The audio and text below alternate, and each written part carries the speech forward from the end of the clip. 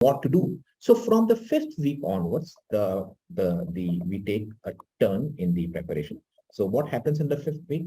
Now from week 5 to week 8. Now this could be week 8, week 10, week 12, depending upon whether you are starting very early or very late. Some people might start very early, so they will take more time. They will practice more and more so that they get greater confidence. Some people who start late, they may not have that much time, so they will have to little cut down on the practice.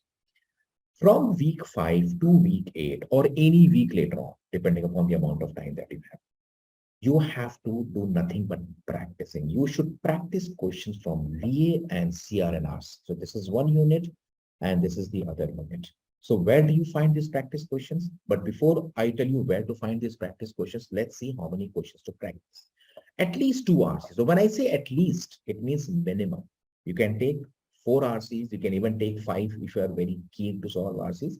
But I think 2 minimum is very important. You can take 5 CR questions and 10 VA questions. What is this 10 VA questions? In this 10 VA questions, you can have 3 from para jumble, 3 from odd one out, 2 from para summary like this. You can have any combination. On average, daily input should be 2 hours. That's the reason why we have 14 hours on this. So this should go on for week 5, week 6, week 7, week 8, week 8. And if you are very far away from the exam, for someone who has started the prep very early, you can take it to week 9, week 10. You know, this can be a regular practice. If you have too much time, you can do it only for 1 hour RC and via every alternate day. But where to practice from? This becomes very interesting. So practicing should be done from, again, the course. In the course here, we have separate folders. So we had folders for almost everything. We had folders for how to read RCs. We had folders for grammar. Similarly, we have folders for all the important topics. Now, if you can see on the screen here, there is folder for para jumbles, right? There is folder for para summary. Let me darken the pen here. There is folder for para jumble. There is folder for para summary. There is folder for odd sentences. All these packets or folders have practice questions in them.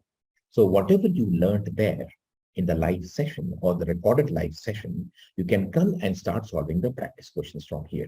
For example, in para jumbles, we have around roughly 200 questions for practice. Para summary, we have roughly 110, 120 questions. Sentence, odd sentence, we have roughly 150 questions. In a CAT reading comprehension, we have around 170, 180 RC passages. In critical reasoning also, we have around 100 practice questions with video solutions. So all these are with video solutions, and that is where you need to practice from. So this becomes your practice stage, right?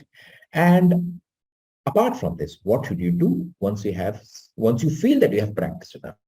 Now, this feeling of how much you have practiced could vary from student to student. Some people might practice 30 odd questions and they might feel confident. Some people might practice around 20 odd questions. They might feel confident. It all depends, but you can practice some percentage of the questions, not all the questions. Again, understand this.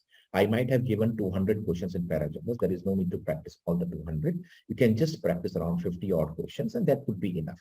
Similarly, from paragraph summary and sentence exclusion, you can practice some percentage of the questions, not necessarily all the questions, right? Now, what needs to be done in the subsequent weeks? So let's go ahead and see what should be done in next week.